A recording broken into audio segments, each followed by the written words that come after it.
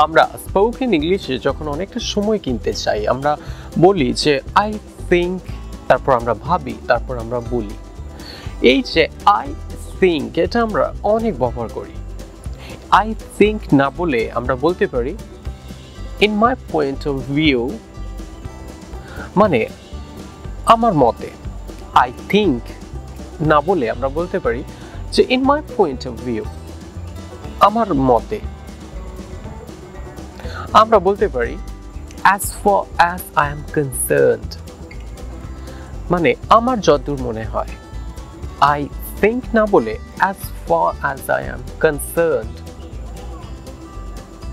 বা আমরা এরকম বলতে পারি I honestly believe that, তারপরে আমরা বলবো বাকিটা যেটা আমরা বলতে চাইছি।